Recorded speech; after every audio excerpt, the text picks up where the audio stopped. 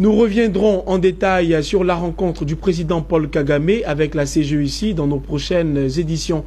Intéressons-nous toujours au Rwanda pour parler cette fois-ci de Kigali, sa capitale, qui fait l'une des fiertés de l'Afrique. En effet, Kigali est déclarée par l'ONU la ville la plus propre d'Afrique et la troisième ville la plus verte au monde. Plusieurs institutions internationales comparent la qualité de vie à Kigali à celle de New York aux États-Unis. Comment le président Paul Kagame a su fédérer les Rwandais à sa vision de l'ordre et de sa propriété? Élément de réponse dans ce document inédit et exclusif de Business 24. C'est un reportage de Jean-Charles Sibahi, commenté par Jérémy Aouri. Le Rwanda, pays de l'Afrique centrale. Si par le passé le nom du pays était connu pour sa douloureuse histoire du génocide de 1994 qui a fait plus de 800 000 morts, aujourd'hui, le Rwanda fait la fierté de tout un continent et du monde entier. Non seulement parce que le pays a su transcender ses erreurs, mais aussi à cause de sa capitale, Kigali, dont la renommée a traversé les frontières africaines du fait de son cadre de vie. Ici, l'on est tout de suite frappé par la propreté de la ville, des parcs parfaitement entretenus, des maisons soignées, des immeubles de bureaux flambant neufs et une armée de balayeuses à la tâche. Difficile de trouver l'ombre d'un déchet par terre. Et les habitants s'y promènent sans problème de jour comme de nuit. La ville est devenue une des plus propres et sûres du continent. Tout paraît en ordre. Conséquence, l'ONU Habitat a déclaré Kigali comme la ville la plus propre d'Afrique en 2016, pour la troisième année consécutive. En 2017, elle a été couronnée meilleure capitale africaine.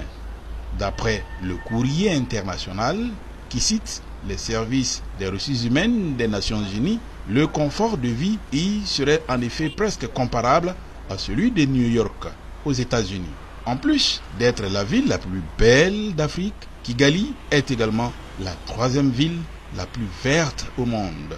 La ville aux 1000 collines, c'est la propriété. La propriété, ça franchement, j'avoue qu'ils sont... c'est un exemple à suivre, c'est un exemple à copier. Kigali, je suis amoureuse. Beaucoup s'accordent à dire que le succès du pays repose sur un homme charismatique, le président de la République du Rwanda, Paul Kagame. L'homme a su fédérer son peuple autour d'une vision.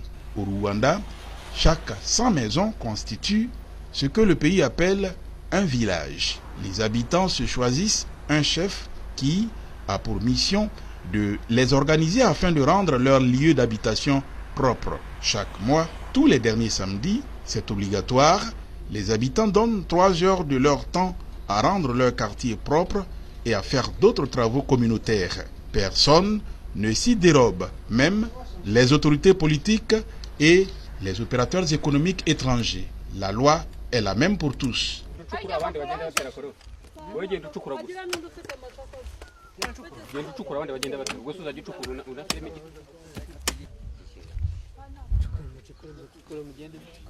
Comme ici, dans ce quartier à l'extrémité est de la ville de Kigali, les populations plantent des arbres sur la falaise afin de lutter contre l'érosion. Les Rwandais sont fiers de leur capitale. Tous les premiers samedis, c'est une tradition, toutes les grandes artères sont fermées à la circulation automobile.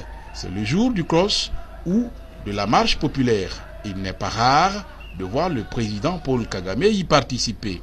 Avec une telle organisation, ce n'est pas surprenant que depuis 2000, le Rwanda affiche une croissance économique de l'ordre de 8% de son PIB. Le Rwanda est aujourd'hui un pays sûr.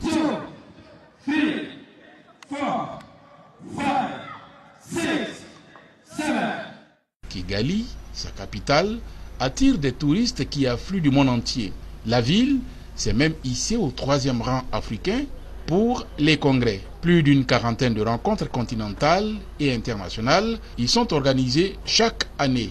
Le Rwanda est un exemple pour tous les pays africains. Son président de la République, Paul Kagame, est aujourd'hui le président de l'Union africaine. Comme il a réussi pour son pays, saura-t-il fédérer les autres nations autour d'une vision commune? notamment le projet de création de la zone de libre-échange sur le continent. Ce projet devrait aider les États du continent à réunir leurs propres ressources pour financer le développement de l'Afrique. Seul l'avenir nous le dira.